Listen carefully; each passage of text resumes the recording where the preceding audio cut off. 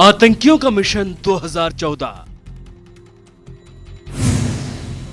भारत के खिलाफ सबसे बड़ी साजिश। निशाने पर 2014 लोकसभा चुनाव। रैलियों पर हो सकता है फिदायीन हमला। नेताओं पर आत्मघाती हमले का मंडराता खतरा। जी हां, ये 100% सच है। सीमा पार भारत के खिलाफ हो रही है एक खौफनाक साजिश। नापाक मंसूबे बनाए जा रहे हैं। चुनावी मौसम को मातम में तब्दील करने का है इरादा। पाक की गोद में पल रहे आतंकी संगठनों ने लोकसभा चुनाव 2014 को बनाया अपना टारगेट। खुफिया सूत्रों के मुताबिक पाक के आतंकी गुटों के निशाने पर नरेंद्र मोदी हैं। आतंकियों का प्राइम टारगेट है मोदी। भारत में आतंकियों के कई गुट सक्रिय हैं, जिनके स्लीपर मॉड्यूल नेताओं और सियासी रैलियों की रेकी कर रहे हैं। अब सुरक्षा एजेंसियों के सामने सबसे बड़ी चुनौती है छिपे हुए दुश्मनों की शिनाख्त करना, उनके नापाक मंसूबों पर पानी फेरना, ताकि देश में अमन चैन कायम रह सके। जिया न्यूज रिपोर्ट।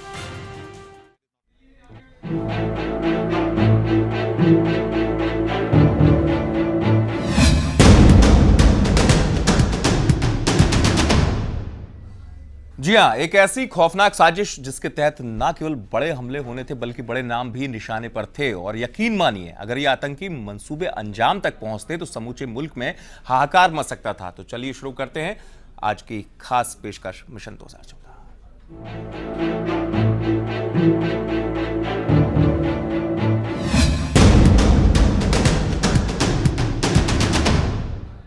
सबसे पहले समझते हैं कि चिंता कहां से शुरू होती है। उत्तर प्रदेश के गोरखपुर से यूपी एटीएस ने 2 संदिग्ध पाकिस्तानी आतंकियों को गिरफ्तार किया।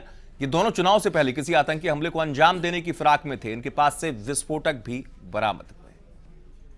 पाकिस्तान से खींचा गया खाका। मुल्तान में तैयार किए गए फिदायीन हमलावर। फिदायीन हमलावरों को दी गई आत्मघाती हमले की ट्रेनिंग। नेपाल के रास्ते भारत में हुई आमद। क्या थे फिदायीन हमलावरों के मंसूबे? कौन था आत्मघाती हमलावरों के निशाने पर? कब होने वाले थे आत्मघाती हमले? पाकिस्तान के आतंकी संगठन इंडियन मुजाहिदीन के साथ मिलकर चुनावी रैलियों को निशाना बनाने की फिराक में थे। ये सनसनीखेज खुलासा यूपी पुलिस की एसटीएफ ने किया है। यूपी एसटीएफ को बड़ी कामयाबी मिली है। गोरखपुर में गिरफ्त में आए 2 पाक आतंकी। आतंकियों का नाम मुर्तजा और ओवैस है। आतंकियों की उम्र 20 से 22 साल। 2 AK-47 पिस्तौल, ग्रेनेड, विस्फोटक भी बरामद हुए। आतंकियों ने तहरीक-ए-तालिबान से ली है ट्रेनिंग। अफगानिस्तान में हुई फिदायीन हमले की ट्रेनिंग। 2010 से 2011 के बीच दिया गया प्रशिक्षण। शुरुआती पूछताछ में गिरफ्तार आतंकियों ने कबूल किया है कि आत्मघाती हमले की थी तैयारी। चुनावी रैलियों को बनाया जाना था निशाना। वाराणसी में मोदी की रैली पर किया जाना था हमला। आतंकियों के निशाने पर है नरेंद्र मोदी। दिल्ली एसटीएफ ने हाल ही में पाकिस्तानी आतंकी वकास और इंडियन मुजाहिदीन के प्रमुख तहसीन अख्तर उर्फ मोनू को गिरफ्तार किया है। उन्हीं से पूछताछ में आत्मघाती हमलावरों के बारे में जानकारी मिली थी। खुफिया एजेंसियों के मुताबिक लश्कर फिदायीन दस्ते बांग्लादेश और नेपाल सीमा से घुसपैठ कर सकते हैं।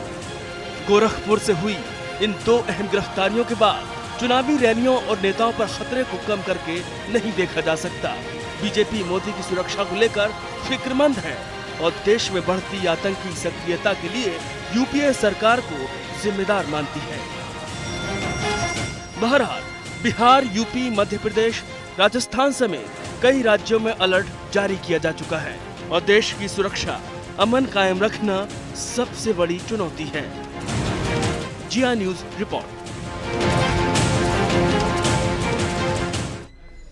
यही समझने की कोशिश करेंगे हम कितने तैयार और पुख्ता सुरक्षा व्यवस्था के बीच लोकतंत्र का उत्सव होगा। बात केवल नरेंद्र मोदी तक नहीं है, बात नापाक मंसूबों के बीच देश के लोकतंत्र के इस महापर्व की है, आम चुनाव की है।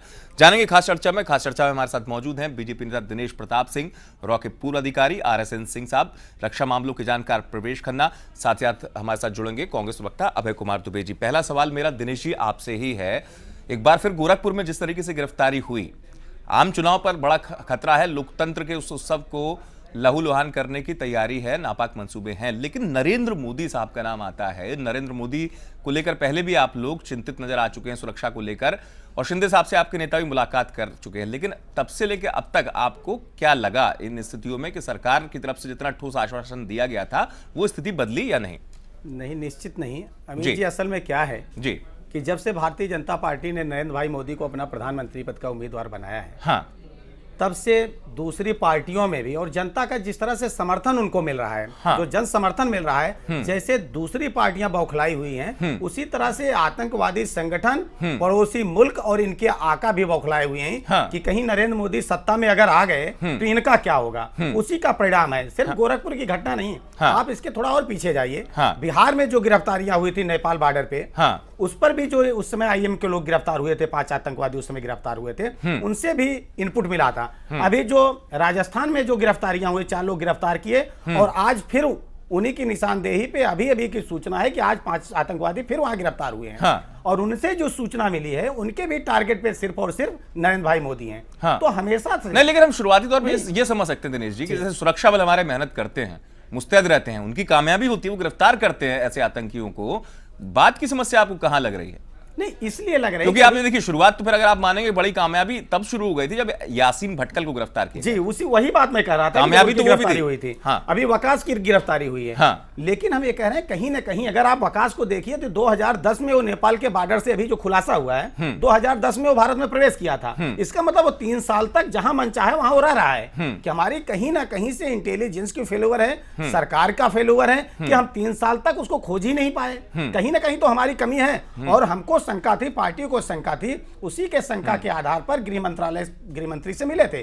गृह मंत्रालय को भी ये सूचना थी कि आतंकवादी बड़े हमले चुनाव में कर सकते हैं। इसके पहले भी गृह मंत्रालय ने इस तरह से अपनी चिंता व्यक्त कर चुका था। लेकिन जिस तरह से मुकम्मल व्यवस्था होनी चाहिए, आज आप गया में देख लीजिए, अगर व्यवस्था होती तो वहां भगदड़ मचती। इन्हीं भगदड़ में, इन्हीं पूरी तरीके से आप केंद्र सरकार को जिम्मेदार मान लेते हैं? निश्चित तौर पे कि हम चाहते हैं ना, जिस तरह की व्यवस्था केंद्र सरकार या प्रदेश सरकार, जिनके हवाले सुरक्षा की व्यवस्था है, क्या जानते, जैसे आज बिहार में गया में घटना हुई, तो आप लाठीचार्ज करना पड़ा। नीतीश कुमार को जिम्मेदार मान लेंगे? नीतीश कुमार को नहीं। अमित जी मुझे बताइए कि अगर रैली हो रही, सरकार को भी पता है, हम चलिए कांग्रेस का रुख करें। कांग्रेस मैं विशेषज्ञों के पास जाऊंगा, उससे पहले जल्दी से कांग्रेस का रिएक्शन ले लेते हैं। अभय दुबे जी मेरे साथ जुड़ गए हैं, भोपाल से कांग्रेस के प्रवक्ता है। अभय जी, स्वागत है आपका भी चर्चा में, आप जुड़े।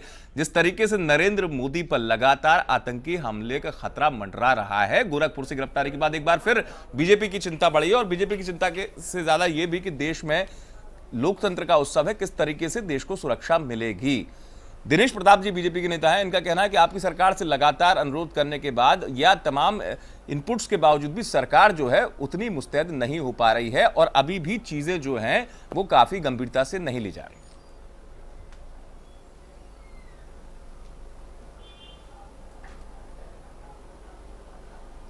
देखिए, हमने हर संभव कोशिश की है। अगर आप उठा करके देखेंगे तो जो एनडीए के टेन्योर में टेररिज्म की एक्टिविटी थी, उससे काफी डिक्लाइन हुआ है।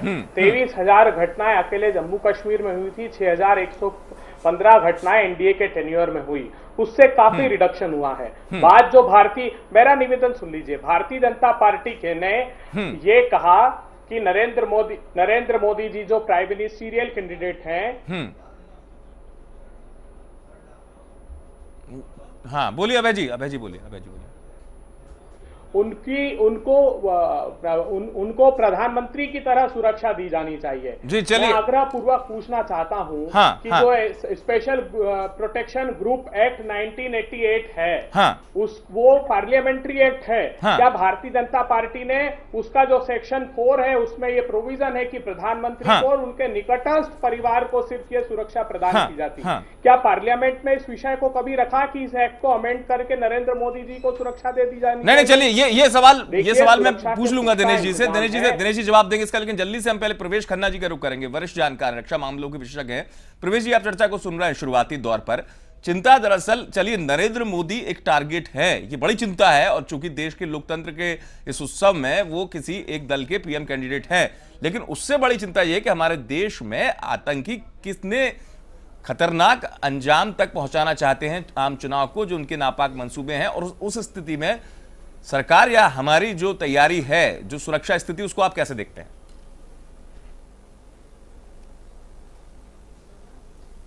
ये बहुत ही दुर्भाग्यपूर्ण है। लगातार जो सब चल रहा है, हाँ, और कांग्रेस इस समय राजनीति कर रही है। मुझे बहुत अफसोस है कि अपने अभय कुमार जी कंपैरिजन कर रहे हैं, पहले ये था अब ये था। बहुत ही गलत है। इस समय इनको ये सिक्योरिटी की व्यवस्था प्रॉपर करनी चाहिए। हाँ, उनके ध्यान में है हाँ, कि रैलियां हो रही हैं, सब कुछ हो रही हैं। हाँ, इस समय दो तरह के प्रॉब्लम्स हैं। हाँ, एक इंटरनल है और एक्सटर्नल है जी। आप अगर देखेंगे कि इस समय सब लामबंद हो गए हैं। हाँ, कि नरेंद्र मोदी किसी तरीके से नहीं आए, बीजेपी नहीं आए। हाँ, ये प्रथम बार विश्व में दिखाई दे रहा है। हाँ, कि बीजेपी, नरेंद्र मोदी एक तरफ है और सब एक तरफ हैं। ये चाह क्या रहे हैं? ये चाह रहे हैं कि किसी तरीके से जगह जगह बम ब्लास्ट कराकर किसी तरीके से सारा अव्यवस्थित कर दिया जाए। ये किसकी चाल है, ये समझना पड़ेगा। यूपीए सरकार क्या कर रही है, कांग्रेस क्या कर रही है। जो इस समय इनकी कुचक्र चल रहा है, उस कुचक्र को पूरे समाज को समझने की आवश्यकता है। ऐसे लोगों को सत्ता से उखाड़ फेंकने की आवश्यकता है। हाँ, क्यों कर क्या रहे हैं और क्यों कर रहे हैं? हाँ, तो आप भी पूरी तरीके से मानते हैं कि जिम्मेदारी, मेरा कहना है कि इनको ध्यान में नहीं आ रहा। हाँ, इनको ध्यान में नहीं आ रहा, इनको ध्यान में नहीं आ रहा कि बिहार में क्या हुआ। हाँ, किस ढंग से रैली के चलिए मैं आऊंगा प्रवेश जी आपके पास आऊं। दिनेश जी बाद में फिर कांग्रेस का आप आरोप प्रत्यारोप की स्थिति में आइएगा। चिंता सुरक्षा को लेकर जुड़ी है। आरएसएन सिंह साहब मेरे साथ बने हुए हैं, पूर्व अधिकारी हैं। क्षमा करिएगा, आईबी की रिपोर्ट है इनके पास। हाँ प्रवेश जी, मैं आरएसएन सिंह साहब का रुख कर रहा हूं, जरा उनसे समझ लूं। सिंह साहब, आप सुन रहे हैं चर्चा को। शुरुआती तौर पर जो सवाल हम उठा रहे हैं, बात नरेंद्र मोदी पर एक खतरा है, ये बड़ी चिंता की बात है, लेकिन लगातार इस तरह की एक्टिविटीज जिसे हम कह रहे हैं, जिस तरीके से पाक से ट्रेंड ये आतंकी, या जिसे कह सकते हैं नापाक इरादे लेने वाले आतंकी, खासतौर से चुनाव के वक्त अपनी मूवमेंट तेज करते जा रहे हैं, यहां कहां फेलियर समझ में आ रहा है आपको? देखिए, आपने बिल्कुल सही फरमाया। ये जी नरेंद्र मोदी साहब के ऊपर तो खतरा है ही, लेकिन बाकी लोगों पे भी उतना ही खतरा है। हाँ। और जो आम जनता जो इलेक्शन में बहुत बढ़ चढ़ के हिस्सा ले रही है, उनके ऊपर भी उतना ही खतरा है। और इसकी ये देखिए, पाकिस्तान की इस्टेब्लिशमेंट जो है 26 से 11 से उसने शुरुआत की बिहार के, ये भारत के पॉलिटिक्स को इन्फ्लुएंस करना। 26/11 आपने देखा होगा, और अबू जिंदल के इंटरोगेशन से साफ पता चला कि एक पूरी साजिश थी इसको एक हिंदू टेरर का जामा पहनाने की। हाँ। उसके बाद से एक राजनेता आपके गए और उन्होंने एक पुस्तक का विमोचन किया, जिसमें वो पुस्तक की वो टाइटल था 26 से 11 आरएसएस की साजिश। तो वहां से पाकिस्तान ने इन्फ्लुएंस पॉलिटिक्स और जियो पॉलिटिक्स को इन्फ्लुएंस करना शुरू कर दिया।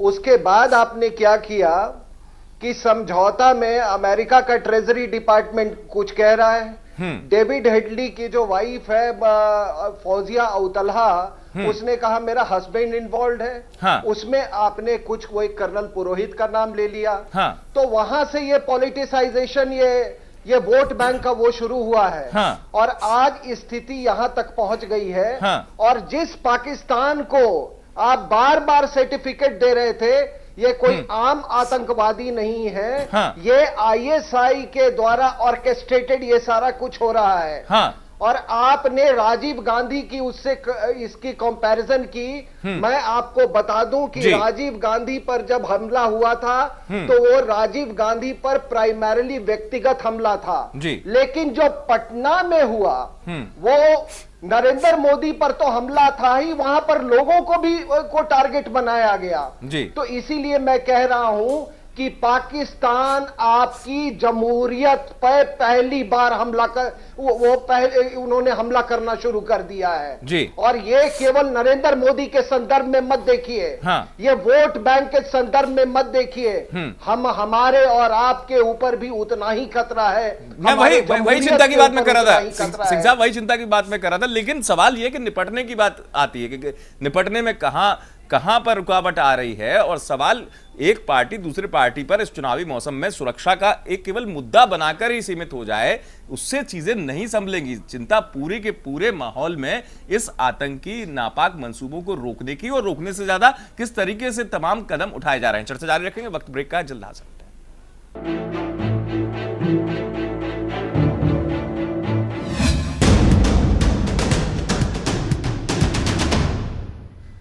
ब्रेक के बाद आपका बहुत स्वागत है खास कार्यक्रम में। आगे बढ़ेंगे, अब उस स्वरूप को समझने की कोशिश करेंगे जहां पर कहीं ना कहीं हमारे देश के अंदर मौजूदा जो राजनीतिक व्यवस्था है वो असर डालती है तमाम चीजों को बढ़ाने में। जी हां, पाक के आतंकी संगठनों के साथ मिलकर आईएम भारत में दहशत फैलाने की फिराक में है। चुनाव से ठीक पहले आईएम के खास चेहरों की गिरफ्तारी से साफ हो गया है कि आईएम किसी बड़े आतंकी वारदात की फिराक में है। आतंक के चेहरे बेनकाब, सुरक्षा एजेंसियों को बड़ी कामयाबी, कई बम धमाकों का मास्टरमाइंड गिरफ्त में। सामने आया सनसनीखेज सच। ये तस्वीर तहसीन अख्तर उर्फ मोनू की है, जिसे दिल्ली के स्पेशल सेल ने पश्चिम बंगाल के काकड़बिट्टा से गिरफ्तार किया था। मोनू पाकिस्तान भागने की फिराक में था। मोनू के खाते में कई आतंकी वारदातें दर्ज हैं। बिहार के सीतामढ़ी जिले के मनियार गांव का रहने वाला है मोनू। इंडियन मुजाहिदीन का बम एक्सपर्ट है मोनू। पुलिस के मुताबिक मोनू उर्फ तहसीन अख्तर ने ही 27 जुलाई 2013 को पटना में मोदी की रैली में धमाके किए थे। जुलाई 2013 बोधगया बम धमाकों में भी मोनू का हाथ था। पिछले एक सप्ताह में ये दिल्ली पुलिस की दूसरी बड़ी कामयाबी थी। इससे पहले बीते शनिवार को पुलिस ने राजस्थान से आईएम के आतंकवादी जियाउर रहमान उर्फ वकास को उसके 3 अन्य साथियों के साथ गिरफ्तार किया था। वकास पाकिस्तानी नागरिक है। वकास पर आरोप है कि वो 2011 में हुए मुंबई विस्फोट, 2010 में हुए वाराणसी विस्फोट, 2013 हैदराबाद विस्फोट, 2010 में जामा मस्जिद के पास हुए आतंकवादी हमले में शामिल था। सूत्रों के मुताबिक आईएम के राजस्थान मॉड्यूल ने आतंकी कई वारदातों की साजिश रची थी। सबसे बड़ी बात यह है कि शुक्रवार के दिन नमाज के बाद धमाकों की रची गई साजिश। अहल ए हदीस और अहल ए सुन्नत के बीच दरार पैदा करने की थी कोशिश। सांप्रदायिक सौहार्द को बिगाड़ने का था प्लान। बीते रविवार जयपुर में आईएम की होनी थी अहम बैठक। बैठक में बनी थी धमाकों की योजना। बैठक में तय होनी थी धमाकों की जगह। वकास की गिरफ्तारी से टली बैठक। कुल मिलाकर कहा जा सकता है कि भले ही अभी वक्ती तौर पर खतरे को टाल दिया गया हो, पर खतरा पूरी तरह टला नहीं। जरूरत है तो वक्त रहते सतर्क रहने की। ब्यूरो रिपोर्ट, जिया न्यूज। जी हाँ, खतरा अभी टला नहीं है। ये एक स्थिति में इस रिपोर्ट को हम समझने की कोशिश करें कितने खतरनाक नापाक मंसूबे, लेकिन उससे ज्यादा समझने की आवश्यकता ये भी कि हमारी मौजूदा व्यवस्था में जहां राजनीति या आतंकवाद के जो नए नए शब्द हैं वो आतंकियों को कितना हौसला देते हैं। भगवा आतंकवाद का शब्द होता है, आरोप प्रत्यारोप में दूसरे तरफ से दूसरे आतंकवाद की तरफ इशारा होता है। वो शुरुआत आरोप प्रत्यारोप से होके वो तमाम तौर पर आतंक को फैलाने में मदद करती है। दिनेश जी, मेरा सवाल आपसे है, दरअसल वकास का जिक्र था, खूंखार आतंकवादी का। वकास से पूछताछ के आधार के बाद बाटला हाउस में जब कार्रवाई की बात आई, आपके सीनियर लीडर हैं विजय मल्होत्रा, उन्होंने सीधे आरोप लगा दिया कि कांग्रेस के लोग तो बचा रहे थे जहां पूछताछ की जा रही थी, आम आदमी के लोग बचा रहे थे। ऐसा क्यों? नहीं, देखिए, इस तरह से बात नहीं होती अमित जी। नहीं, विजय मल्होत्रा जी का बयान था जितना मुझे याद। नहीं, ठीक है। अभी जैसे सिंह साहब बात कर रहे थे, बिल्कुल सही कह रहे थे कि इसमें बात मोदी जी की सिर्फ नहीं है। मोदी जी की तो बात है, लीडरशिप की बात है। और दूसरे, जैसे पटना में विस्फोट हुआ, मोदी जी तो बच गए वहां पे, लेकिन वहां पर 5 लोग मारे गए, वो भी किसी न किसी परिवार के सदस्य थे। और दिक्कत अभी जिसका सवाल आप उठा रहे हैं कि जब आप आतंकवाद को आप कलर में डिफाइन करने लगते हैं कि नहीं ये भगवा आतंकवाद है, फला आतंकवाद आतंकवाद है। और जैसे शहीद मोहनचंद शर्मा की शहादत पर जब आप सवाल उठाने लगे, एक व्यक्ति, एक कर्मठ सिपाही जो देश की रक्षा के लिए अपनी शहादत दे देता है, आप उसकी शहादत पर सवाल पैदा करते हैं। इससे किसका मनोबल बढ़ेगा? इसके देश के सिपाही का मनोबल बढ़ेगा कि देश के आतंकवादियों जो गैर इस तरह के आतंकवादी हैं उनका मन बढ़ेगा। जब आतंकवादी गतिविधियों में लोग मारे जाते हैं तो अब एक पार्टी के बड़े नेता जो आजमगढ़ जाके उनके यहाँ संवेदना व्यक्त करते हैं। नहीं, मैं मान रहा हूं मैं कांग्रेस का, दरअसल देश में कोई भी, अब जैसे आपने एक आरोप लगाया कांग्रेस की तरफ से, मैं बात करूंगा अभय दुबे जी से। अभय जी, कांग्रेस की तरफ से भी ऐसे होता है, बाटला उसको लेकर सवाल और पूछ रहा हूं। मैं पूछ, आप उनसे काउंटर करिएगा, पूछिएगा, लेकिन मैं जो सवाल कर रहा हूं राजनीति से जुड़ा हुआ है कि आपकी पार्टी की तरफ से सलमान खुर्शीद का दुख भरा बयान आता है बाटला हाउस को लेकर, आपके यहां से दिग्विजय सिंह जी, ओसामा जी कह देते हैं। तो देश में दरअसल इस तरह की बयानबाजी का असर दूसरे मुल्क पर, जहां पर ये तमाम नर्सरी तैयार होती है, नर्सरी से लोग निकलते हैं और हमारे देश में मजबूत हौसला मिल जाता है आतंकी को, हमारे देश के अंदर की स्थिति में पार्टी की अगर मैं बात करूं तो इस तरीके के बयान क्या हौसला नहीं बढ़ाते हैं?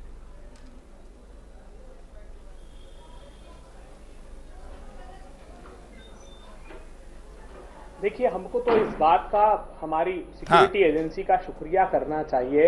इतनी क्रेडिबल एजेंसी है कि इतनी जल्दी इस नेटवर्क को उन्होंने क्रैक किया। नहीं तो ये परिस्थितियां हो सकता है कि इससे भी भयावह होती।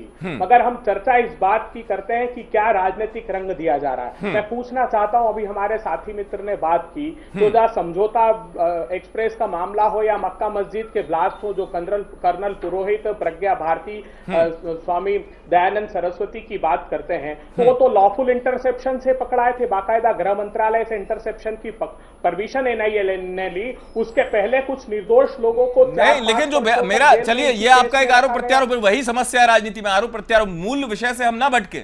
मेरा आपसे जो सवाल था कि आपकी पार्टी की तरफ से भी जो बयान आते हैं, ये बयान कोई उत्साहवर्धक श्रेणी में नहीं आएंगे जब माहौल ऐसा हो देश के अंदर?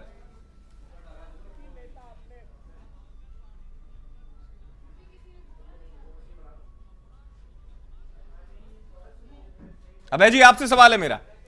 हमने बार बार सुरक्षा के लिए त्राहिमाम किया, मांग की, मगर हमको सुरक्षा, लेकिन हमने फिर भी राजनीतिक रंग देने की कोशिश नहीं की गई। नहीं की। तो बयान तो आपके यहाँ से आए ना कि Z+ सिक्योरिटी जो बयान तो आपके यहाँ से आए है, वो नरेंद्र मोदी जी को दी गई है। 36 लोगों का स्क्वाड उनके साथ है। प्रवेश जी, मैं आऊंगा, मैं दिनेश जी आप जवाब दीजिएगा इनकी बात का, लेकिन अभी मैं प्रवेश जी समझू। और नहीं, रक्षा मामलों के वरिष्ठ जानकार हैं, काउंटर स्पेशलिस्ट सरकार है आतंकवादियों की, उनकी स्वयं की टीम लगी रहती है। कैसे 7 एनकाउंटर में 22 लोगों की हत्या हुई, 7 IPS ऑफिसर और 13 पुलिस वाले अब तक जेल में हैं। भारतीय जनता पार्टी को शर्म आनी चाहिए। मैं प्रवेश खन्ना जी कर रहा हूं। प्रवेश जी, हम आतंकवाद को कभी राजनीति नहीं करते, निष्पक्ष रूप से हमने कोशिश। प्रवेश खन्ना जी का मैं करूंगा। अभय जी माफ कीजिएगा, आपको रोक रहा हूं। प्रवेश खन्ना जी, आप सुन रहे होंगे जिस बात को मैं अब इस दौर में समझने की कोशिश कर रहा था कि आतंकियों के हौसले बढ़ने में और तमाम नेटवर्क जो फैलता है हमारे अंदर, देश की जो राजनीतिक व्यवस्था है और जो आतंकियों को जो करण करने की प्रवृत्ति है कि भगवा आतंक, फिर ये आतंक, फिर जैसा फिर इनके बयान, इनके कांग्रेस के बयान, फिर पूछताछ इनसे ना हो, इनके साथ संवेदना, ये तमाम चीजें मौजूदा दौर में आतंकी नेटवर्क को बहुत तेजी से बढ़ाने में मदद कर देती हैं क्या? बिल्कुल ठीक कह रहे हैं आप जी। अभी जी जो मिसगाइड करने की कोशिश कर रहे थे पब्लिक को, मैं इनसे क्वेश्चन पूछता हूं कि क्या चिदम्बरम साहब ने भगवा आतंकवाद का शब्द क्यों लाए? आपके शिंदे साहब ने क्यों कहा बीजेपी RSS बम बनाने की फैक्ट्री है?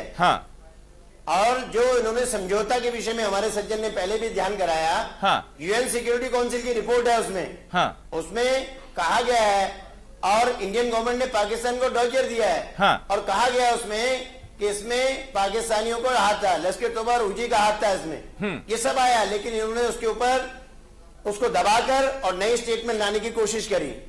ये इतनी गंदी राजनीति खेल रही है कांग्रेस, देश का बेड़ा गर्क हो जाए और फिर क्या कर रही है, टेरर फैलाने की कोशिश कर रही है, ताकि हिंदुओं और मुसलमानों में आपस का सद्भाव खत्म हो, और ताकि गंदी राजनीति खेलकर वोट की राजनीति के हिसाब से वो भयभीत हो मुस्लिम और इनको वोट्स मिले। नहीं, चलिए, ये गंदी राजनीति आज सारा समाज समझ चुका है। जी चलिए, मैं सिंह साहब का करूंगा। RSN सिंह साहब हैं, इंडायरेक्टली बेनिफिट होने वाला है। RSN सिंह साहब, मैं आऊंगा प्रवेश जी आपके पास फिर आऊंगा। RSN सिंह साहब मेरे साथ बने हुए हैं, रॉ के पूर्व अधिकारी हैं।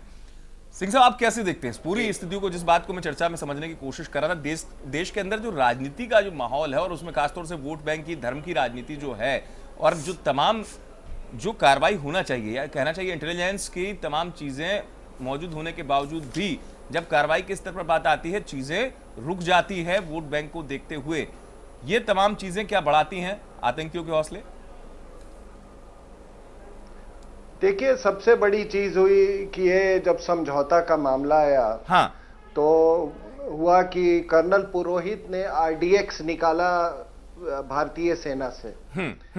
तो अगले दिन लोगों ने याद दिलाया हमारे जैसे लोगों के कि भारतीय सेना में तो आरडीएक्स होता ही नहीं है। हाँ, तो इस तरह की चीजें, मतलब अगर आप ये रिपोर्ट्स पढ़े आपको हंसी आ जाएगी, और इसीलिए आज तक इन लोगों का चार्जशीट नहीं बन पाया है। आप मतलब आप कभी डिफरेंट प्रोग्राम के लिए मुझे बुलाइएगा तो मैं कहूंगा, अरे कहानी भी बनाओ तो थोड़ा तो दिमाग लगा लो यार।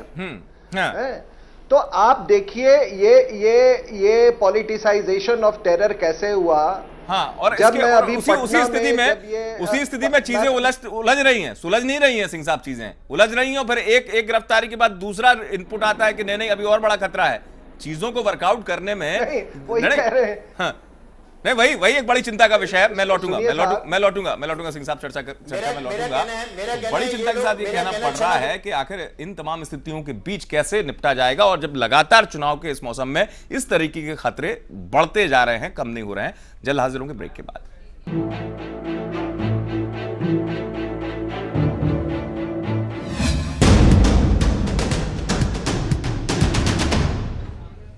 ब्रेक के बाद आपका स्वागत है खास चर्चा में। स्थिति को समझेंगे, लेकिन उससे पहले एक नजर और हम डालते हैं उस तस्वीर पर कि भारत के साथ साथ पूरा दुनिया में आतंकी हमलों का साया मंडराता रहा है। इतिहास में कई उदाहरण मौजूद हैं जब राजनेताओं की हत्या कर दी गई, और बाद में सवाल यही उठा कि चूक कहां हुई।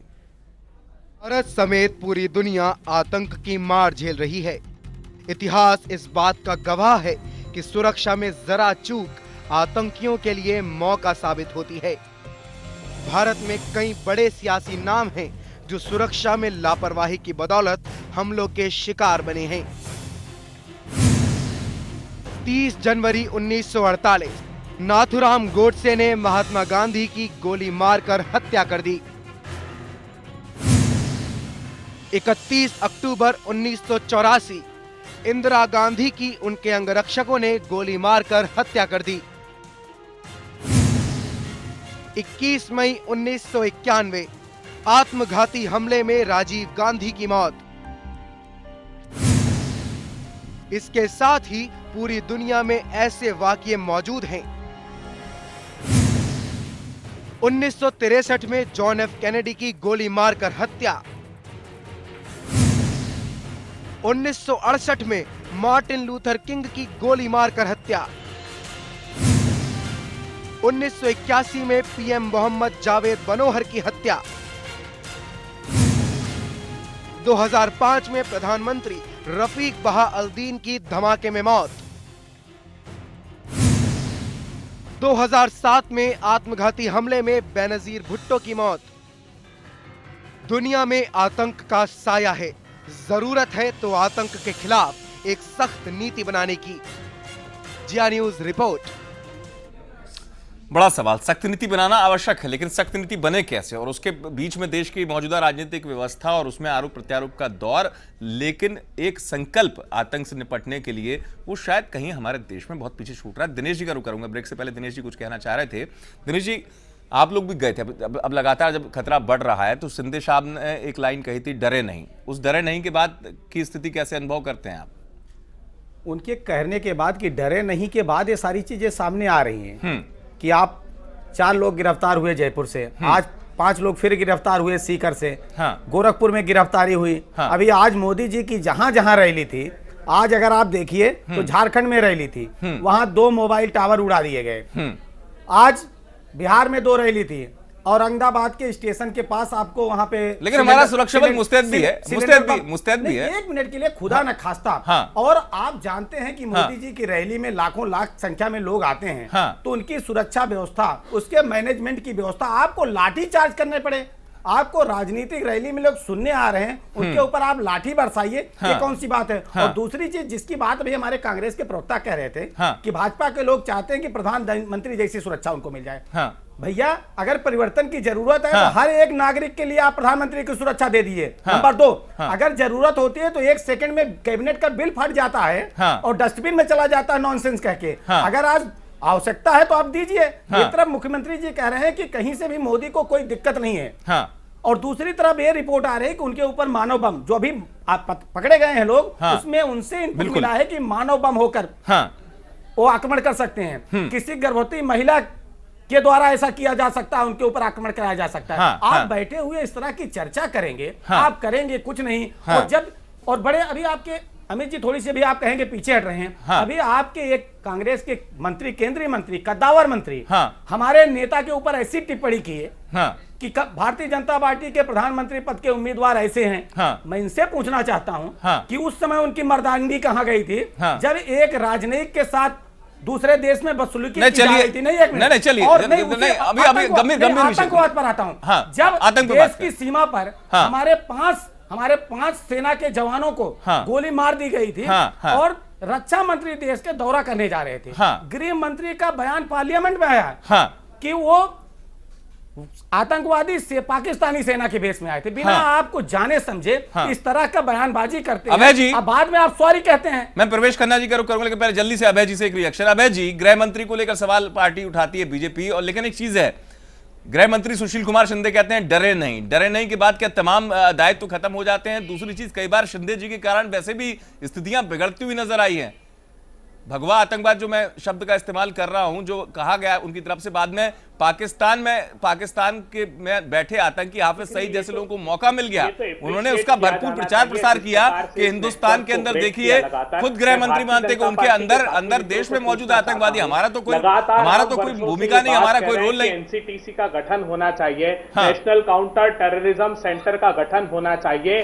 तो प्रत्येक भारतीय जनता पार्टी की राज्य सरकार कहती है कि यह राज्यों के क्षेत्राधिकार का मामला है, टेररिज्म किसी राज्य का मामला है, यह समूचे राष्ट्र का मामला है। हमने कहा कि अनलॉफुल एक्टिविटी एक्ट 1964 का सेक्शन 43 का प्रोविजन है, लेकिन फिर भी हम कंसेंसस बनाना चाहते हैं। तो एक तरफ तो ये प्रश्रय देते हैं अप्रत्यक्ष रूप से, और दूसरी बार फिर कांग्रेस की सरकार पर प्रश्न चिन्ह लगाते हैं। अगर ये मुस्तैद नहीं होता गृह मंत्रालय, हमारी सिक्योरिटी एजेंसियां अगर तैयारी के साथ नहीं होती, तो ये नेटवर्क को क्रैक करना संभव नहीं था। जहां तक नरेंद्र मोदी जी का बार बार प्रश्न करते हैं, तो Z+ सिक्योरिटी, लेकिन जो बयान आते हैं उसको जस्टिफाई करने वाली बात हो गई। जो आप बयान देते हैं उसको जस्टिफाई कर दिया आपने 1998 का। चलिए पार्लियामेंट में ला करके अमेंड कर देते हैं उसको। अभय जी, आप बार-बार जो है, अभय जी, आप बार-बार बिल लाने की बात करते हैं। आप में बिल पावर होनी चाहिए ना। आप दुनिया भर का तो बिल आप पार्लियामेंट में ले आए, लेकिन उस एक बिल पर आप सही से काम कर रहे हैं। चलिए, मैं ये बिल ले आए, आप जरा बिल पावर तो अपनी दिखाइए। बिल की जरूरत नहीं देश को, बिल पावर की जरूरत है। आप में तो पास होने देते, सबसे ज्यादा दिक्कत है आपके अंदर, वो नियत ही नहीं है। मैं प्रवेश खन्ना जी का रुख करूंगा। प्रवेश जी, अगर ये संकट न होता, अगर नेतृत्व इतना सक्षम होता, तो दिक्कत आज कहां से आती? प्रवेश जी का रुख करेंगे। प्रवेश जी, आप सुन रहे हैं, आप फिर वही सियासत के मुहाने पे आके खड़े हो जाते हैं चर्चा में, फिर ऐसी स्थिति हो जाती है जिम्मेदार कौन। लेकिन वास्तव में इस पूरे स्थिति में जहां हम खड़े हैं अभी, और लगातार राजनीति हमारे देश की प्रभावित करती है ऐसी चीजों को, आतंक बढ़ता हुआ नजर आता है, कई चीजें, कौन जिम्मेदार है, लेकिन आप कैसे देखेंगे अब इन तमाम स्थितियों को कि फेल्यूर से ज्यादा चिंता, गंभीरता कितनी है? मेरा कहना है 1947 से लेके अब तक मैक्सिमम कांग्रेस सरकार सत्ता में रही है। उसने जो राजनीतिक खेल खेले, इतने गंदे खेल खेले हैं। अभी मेरे से पहले सज्जन एक बता रहे थे कि 26/11 के अटैक में वहां एक पुस्तक का विमोचन हुआ जिसमें आया गया कि आरएसएस का इसमें हाथ था, और वो दिग्विजय जी ने उसको पुस्तक का विमोचन किया।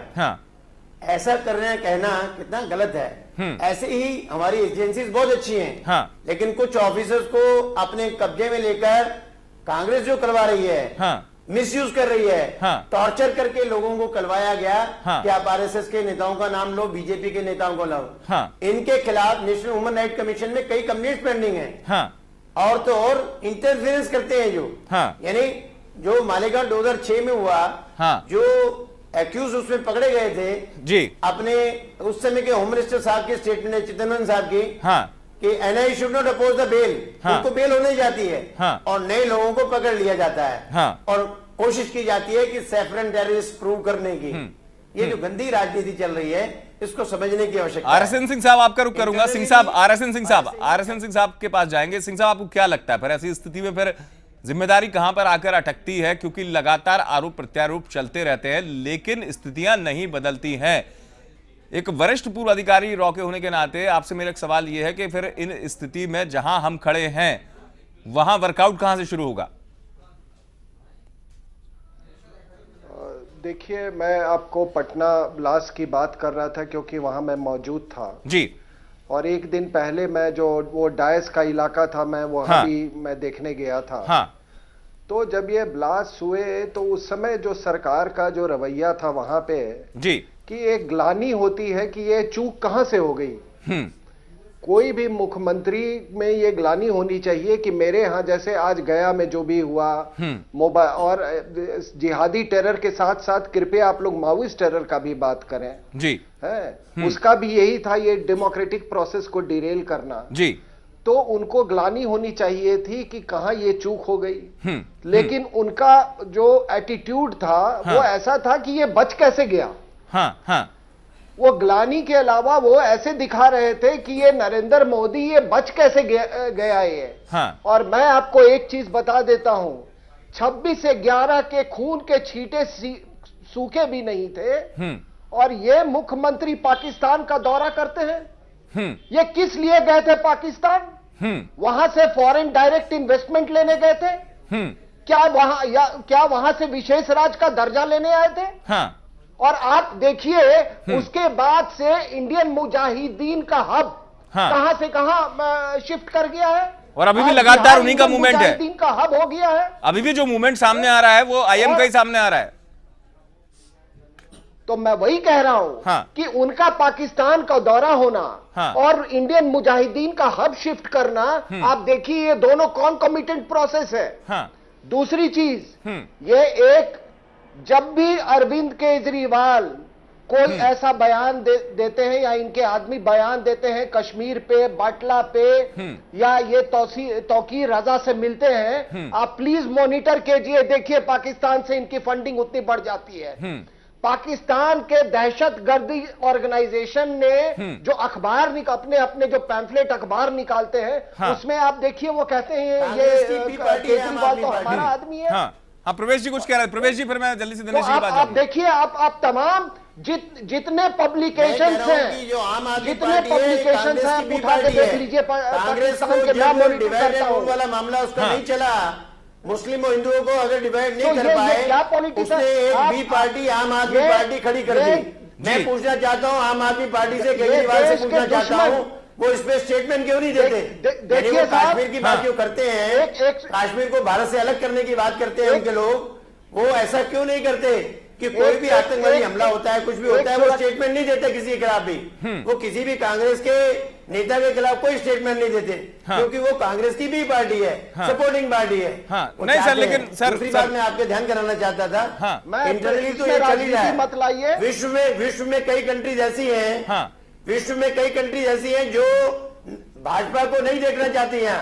कारण क्या है कि अगर भाजपा सत्ता में आ जाती है, आप देखिए 1917 में $1 में $13 मिलते थे, $1 में $13। और आज जो स्थिति आई है, आज $62 का। चलिए, मैं अभय जी कुछ कहना चाह रहा है, फिर दिनेश प्रताप जी के पास जाऊंगा। करेगा तो विश्व में कई प्रवेश जी माफ कीजिएगा, रोक रहा हूँ। प्रवेश जी माफ कीजिएगा, चाहते कि बीजेपी प्रवेश जी माफ कीजिएगा, रोक रहा हूँ।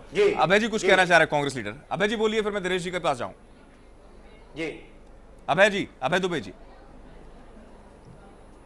जी देखिए इसको इस दृष्टिकोण से देखना बहुत ही गलत है। आप देखिए दिसंबर 2000 में रेड फोर्ट पर हमला हुआ, 2001 दिसंबर में देश की पार्लियामेंट पर हमला हुआ, अक्षरधाम पर हमला हुआ, कारगिल में 450 सैनिकों को कत्ल कर दिया।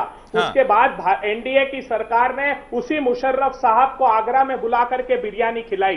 लेकिन ये जो म्यूचुअल देशों का ट्रेंड है, देशों के रिलेशन है, इसको अलग इसका पड़ोसी मुल्क समझता है, यही आरोप प्रत्यारोप। उन्होंने बिरयानी खिला दी, ये पाकिस्तान घूमा, ये इससे हल होगा नहीं भाई साहब, इससे हल नहीं होगा कि उन्होंने बिरयानी खिला दी। आप आरोप लगा दो और दिनेश जी आप लगा दे। नहीं, बात हम इनको ये बताएं कि देखिए जब जरूरत हुई तो प्रधानमंत्री जो अटल बिहारी वाजपेयी जम्मू गए और जब जरूरत नहीं हो तो उनको आगरा से वापस भी कर दिए। लेकिन अभी हम कहते हैं तो हम राजनीतिक दल के लोग हैं, लेकिन अभी हमारे रा के अफसर कह रहे थे, हाँ। अभी हमारे रक्षा विशेषज्ञ कह रहे थे नहीं, कि देखिए, आप जिस समय पाकिस्तान ने हमारे एक गांव पे कब्जा किया हुआ था, हाँ। कोई नहीं कह रहा था प्रधानमंत्री जी जाइए और वहां वार्ता कीजिए। आप प्रधानमंत्री जी, भारत देश के प्रधानमंत्री जी मनमोहन जी, जो किसी का मन नहीं मोह पाए, वो पाकिस्तान का मुंह मोड़ने के लिए वहां के राष्ट्रपति के साथ वहां आप टेबल टॉक कर रहे हैं, और एक गांव हमारा पूरा उनके कब्जे में है। हाँ। एक कौन सा समय होता है? देखिए, हाँ। कांग्रेस के पूरे प्रवक्ता से कहना चाहता हूं कि बिल्कुल बात जरूरी है, लेकिन समय देखा जाता है। आपके घर में लाश पड़ी हो और आप सहनाई बजाएं, इस तरीका नहीं,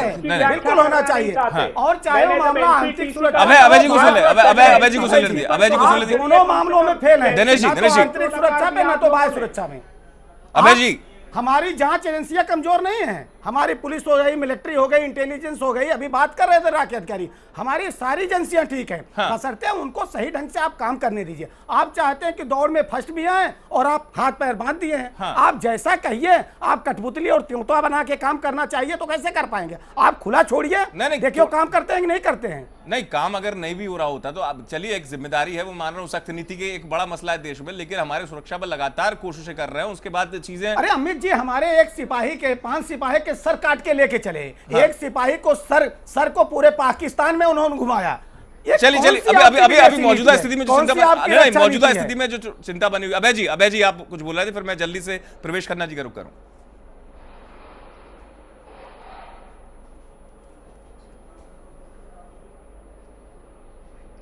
देखिए, मैं तो आग्रह इतना करना चाहता हूं कि भारतीय जनता पार्टी के साथी मित्र आज यहां स्वीकार करें कि हाँ चलिए, हम एनसीटीसी के नेशनल काउंटर टेररिज्म के लिए हमने जब चर्चा सभी राज्यों से की, क्योंकि हाँ। इसको राष्ट्रीय परिप्रेक्ष्य में देखने की आवश्यकता है, क्योंकि आतंकवाद की घटना राष्ट्रीय एजेंसियों को राज्य के स्तर पर भी काम करने का अधिकार है, और ये प्रिवेंशन ऑफ अनलॉफुल एक्टिविटी का एक्ट का ही प्रोविजन है, तो उस पर क्यों ये सहमत नहीं होते? तब ये राजनीतिक दृष्टिकोण से उसको देखना नहीं। अमित जी, सबसे बड़ी कांग्रेस में दिक्कत क्या है कि आप जो भी बिल बनाना चाहते हैं, जो भी नियम कानून बनाना चाहते हैं, आपने आप पहले बनाते हैं, जब पास नहीं हो पाता है तब आप विपक्ष के ऊपर अंगुली उठाते हैं। फिर यही संसद में यही हो जाता है। जितने रचनात्मक काम है विपक्ष आपके साथ आना चाहता है, आपको लेते ही नहीं सहयोग। संसद में, माफ कीजिए दिनेश, संसद में वही मूल समस्या यही हो जाती है, दिक्कत हो जाती है कि चर्चा करते करते जब चर्चा शोर हंगामे में तब्दील हो जाए तो कभी कोई हल नहीं निकलता है। दिक्कत ये है, हमें समझना होगा गंभीरता से। मैं सिंह साहब का रुख करूंगा, रॉ के पूर्व अधिकारी। सिंह साहब, आपको इस पूरी स्थिति में समाधान क्या नजर आता है? क्योंकि चिंता बनी हुई है, लगातार मूवमेंट, लगातार गिरफ्तारी, और उसके बाद जो इनपुट्स मिल रहे हैं वो अभी भी बता रहे हैं कि हम रेड सिग्नल के साथ खड़े हैं। जी, अभी इन्होंने एनसीटीसी की चर्चा की, हाँ। तो मैं आपको बता दूं कि उसमें कुछ बुनियादी समस्याएं थी। हाँ। एक तो आईबी को जो ड्रैकोनियन पावर्स दिया गया था, हाँ। मैं भी उसके हक में नहीं हूं कि किसी इंटेलिजेंस एजेंसी को वो उस तरह के ड्रैकोनियन पावर्स दिए जाएं। हाँ। दूसरी चीज मैं आपको बता दूं कि जब गुजरात की सरकार मकोका टाइप का जो कानून मांग रही थी, हाँ। तो आपने उनको मना कर दिया। सर माफ कीजिएगा, महाराष्ट्र सर माफ कीजिएगा, कोई सर माफ कीजिएगा, थोड़ा सा और गुजरात अलग हिस्सा। समाधान क्या सर, माफ कीजिएगा, चूंकि समय समाप्ति की तरफ बढ़ रहा है, संक्षेप में जानना चाहूंगा। अब समाधान ये है जी, समाधान ये है कि इसका आप बिल्कुल पॉलिटिसाइजेशन जो है वो बिल्कुल बंद करें। हाँ। इस चीज का। और मेरे ये देखिए, जिस तरीके से ये आईबी को सीबीआई से लड़वा दिया गया है, एनआईए को महाराष्ट्र एटीएस से। प्रवेश जी आप फाइनल कमेंट। प्रवेश जी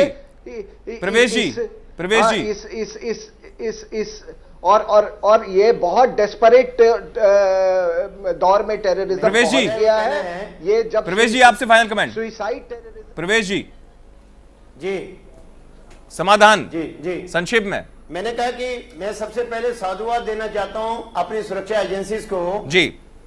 सुरक्षा एजेंसी बहुत मुस्तैदी से काम कर रही हैं। हाँ। मैं उनको निवेदन करना चाहता हूं कि पॉलिटिकल इंटरफेरेंस पे दबाव में ना आए और खुल के सामने आए, ताकि कोई भी एक्शन लेना है वो खुल के एक्शन करें, किसी के भी दबाव में नहीं आए। और एक मैं संदेश देना चाहता हूं, भारत हमारी माँ है, माता का रूप प्यारा, करना इसी की रक्षा कर्तव्य है हमारा।